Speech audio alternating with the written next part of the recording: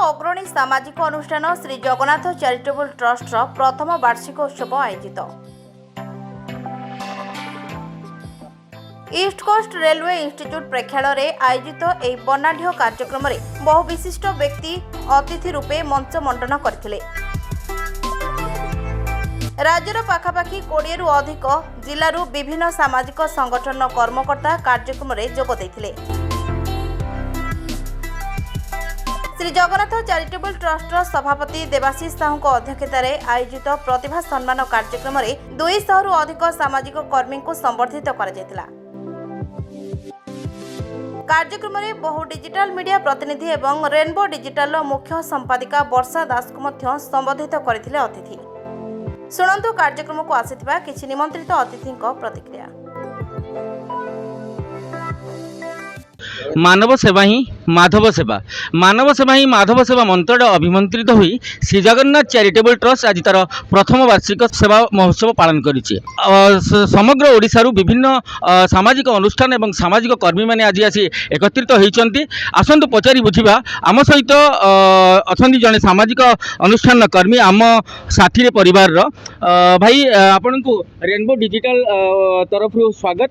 आज आपण Shri Jagannath charitable trust प्रथम वार्षिक सेवा उत्सव आसते कौन थी आपणकर अनुभूति कहीं आपणकर ये आसबार आभिमुख्य सब कौन थी केमती थी? बड़ कथा हूँ आम बर्तमान जेहेतु आपण देखिए कोरोना परे बहुत गुड़िए सामाजिक संगठन मुंड टेकिचंती। आउ कटक रे श्री जगन्नाथ चैरिटेबल ट्रस्ट वर्षे भितर एते बहुत भल भल कम कर बेसिकाली मेडिकल केस रे लोक को रक्त दबा माने जेकोसी प्रकार मेडिकल असुविधा से लोक ठिया होती आ जोटा कि लोकंर वर्तमान प्रथम आउ जरूरी जिनस हो जाए मेडिकल जिनस जोटा कि श्री जगन्नाथ चैरिटेबल ट्रस्ट से मैंने कर चलती। तेणु तांकर ये जो काम बेसिकाली मत एठिक आसवाई बाध्य कला जे मु जाई एते बड़ सुंदर प्रोग्राम को देखी आउ किछि तांकोटु शिखिबी जोटा कि मु भी आगु को बढ़ी पारिबी। आम सहित अच्छा जुगल किशोर राउत सर आसतु पचारि बुझा आज श्री जगन्नाथ चैरिटेबल ट्रस्ट प्रथम वार्षिक उत्सव में तांकर अनुभूति कौन थी कहीं आसी केमिति एठिकार परिवेश थिला। सर आपन को रेनबो डिजिटल तरफ स्वागत। केमिति थिला आज एक्सपीरियंस? मो ना Jugal Kishore Raut, advocate Odisha high court Cuttack. Shri Jagannath charitable trust रो आज प्रथम वार्षिक उत्सव।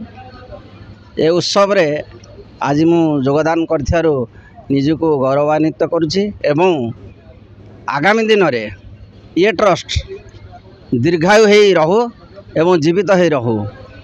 जो माने young mass young generation who donated the blood the young mass should be donated the blood not the old age people.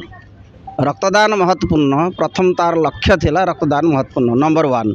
Number 2 आमे सबुले यही श्री जगन्नाथ ट्रस्ट माध्यम रे सचेतन गोटे जनजागरण एभली भाव आनिबा जे युवक समाज जिते रक्त जो दे पारुछंती सेमानकर रक्त व्यर्थ न जाऊ। अर्थ कहिबार अर्थ रक्त व्यर्थ न जाऊ कहिबार अर्थ सेमाने अनुसंधान करंतु श्री जगन्नाथ ट्रस्ट को बा वयस्क लोक मानू अनुसंधान करंतु जे आमे किभली भाव आमको आमर रक्त को जीवित रखी जीवन दे पारिबा। ये मोर मूल लक्ष्य थिला। आज बहुत बहुत धन्यवाद सार जहाँ कहते रक्तदान महत्वदान श्री जगन्नाथ चैरिटेबल ट्रस्ट तरफ वर्ष तमाम रक्तदान करी बहुत जीवनदान करा जायछि। आगामी दिन में समस्त सामाजिक अनुष्ठान एवं सामाजिक कर्मी माने एकाठी रक्तदान आह्वान को साकार करिवे। Please watch current updates in rainbow digital. Stay logged in www.rainbowodisha.com. Subscribe our channel in YouTube and press the bell icon.